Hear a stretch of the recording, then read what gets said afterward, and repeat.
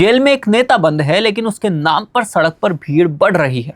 सवाल यह है कि अगर नरेश मीणा जेल में है तो फिर उनके समर्थकों में इतनी बेचैनी क्यों? और उससे भी बड़ा सवाल कि क्या नरेश मीणा की गैर मौजूदगी इस निकाय चुनाव में उनके राजनीतिक प्रभाव को और बड़ा कर सकती है?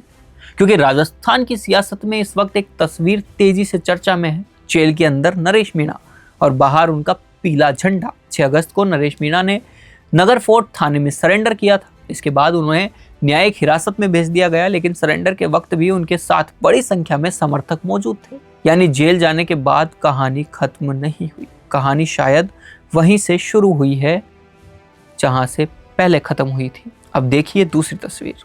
पूर्व मंत्री राजेंद्र गुड़ा नरेश मीणा से मिलने टोंक जेल पहुंचे। मुलाकात हुई और बाहर निकलकर गुड़ा ने कहा कि नरेश मीणा राजनीति के शिकार है। अब राजनीति में किसी नेता को जेल जाकर किसी दूसरे नेता से मिलना सिर्फ मुलाकात नहीं होता है, उसका एक संदेश भी होता है और संदेश साफ है। नरेश मीणा भी राजनीतिक रूप से खत्म नहीं हुए हैं, बल्कि सवाल यह है कि उनके जेल में रहने के बावजूद क्या उनका नेटवर्क चुनाव में काम करेगा? क्योंकि नरेश मीणा का प्रभाव सिर्फ एक विधानसभा सीट तक सीमित नहीं रहा। पूर्वी राजस्थान और हाड़ौती के इलाके में उन्होंने जिस तरह सड़क की राजनीति की, आंदोलन के जरिए अपनी जगह बनाई और युवाओं के बीच अपनी जगह बनाई, उससे उन्हें एक अलग तरह का नेता बनाया गया है। उनकी राजनीति की सबसे बड़ी ताकत है गुस्सा, सड़क और सीधा संवाद। और यही वजह है कि उनके समर्थक उन्हें सिर्फ नेता नहीं बल्कि व्यवस्था के खिलाफ लड़ने वाले चेहरे के तौर पर पेश करते हैं। लेकिन अब सबसे बड़ा सवाल निकाय चुनाव का है कि क्या नरेश मीणा के समर्थक पीले झंडे के नीचे उम्मीदवार उतारेंगे? अगर उतारते हैं तो ये उम्मीदवार कितनी सीटों पर जीतेंगे, ये अलग सवाल है। लेकिन अगर कुछ सीटों पर भी मजबूत उम्मीदवार खड़े हो गए तो कुछ हजार वोट काट सकते हैं। तो राजस्थान की 2 बड़ी पार्टियों के समीकरण बिगाड़ने के लिए इतना काफी है। क्योंकि चुनाव सिर्फ जीतने से नहीं बिगड़ते, ये भी सोचना जरूरी है, ये भी मानना जरूरी है कि कई बार वोट काटने से भी चुनाव बिगड़ जाते हैं। और यहाँ पर एक और कनेक्शन देखा जा सकता है कि नरेश मीणा के बेटे अनिरुद्ध मीणा ने हाल ही में आरएलपी नेता हनुमान बेनीवाल से मुलाकात की थी।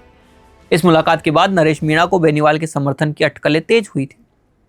अगर नरेश मीणा का नेटवर्क और आरएलपी का संगठन किसी स्तर पर साथ आता है तो फिर ये नरेश मीणा की लड़ाई नहीं रहेगी, ये सिर्फ तीसरे राजनीतिक स्पेस की लड़ाई बन सकती है।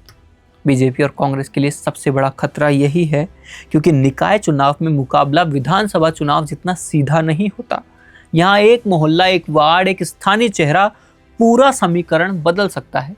और इसी वजह से नरेश मीणा की जेल के बाहर की राजनीति पर नजर रखना जरूरी है, क्योंकि अभी वो चुनाव मैदान में खुद मौजूद नहीं है, लेकिन अगर उनके समर्थक मैदान में उतरते हैं, अगर पीला झंडा वार्डों में दिखाई देता है, अगर युवाओं और स्थानीय लोगों को समर्थन मिलता है, तो नरेश मीणा की गैर मौजूदगी ही उनके लिए राजनीतिक मौजूदगी बन सकती है। और याद रखिए, निकाय चुनाव छोटा जरूर होता है, लेकिन राजनीतिक संकेत बहुत बड़ा देता है। 9 और 11 सितंबर को राजस्थान में निकाय चुनाव होंगे।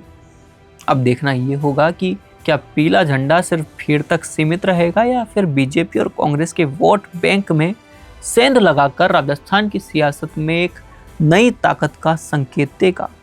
नरेश मीणा जेल में है, लेकिन असली सवाल अभी भी यही है कि क्या उनका सियासी खेल जेल के बाहर शुरू हो चुका है? सुनो सुनो सुनो भैया, विधायक को तो जानते होंगे, सांसद को तो जानते होंगे, मंत्री संतरी, मुख्यमंत्री, लेकिन अब समय आ गया है पार्षद की बात करने का। अब समय आ गया है मेयर, चेयरमैन की बात करने का। द फैक्ट इंडिया आप लोगों के लिए एक शो लेकर आ रहा है, वार्ड की सरकार, जिसमें हम वार्ड पर चर्चा करेंगे और वार्ड का जो उम्मीदवार है उससे पॉडकास्ट करेंगे, उससे बातचीत में आपको बताएंगे कि उसका विजन क्या है, वो जीतने लायक है कि नहीं है। तो आप भी अगर उम्मीदवारी के लिए खड़े हो रहे हैं और अपनी बात रखना चाहते हैं, अपना विजन बताना चाहते हैं, तो द फैक्ट इंडिया पर आपको इनवाइट किया जाता है इंटरव्यू के लिए।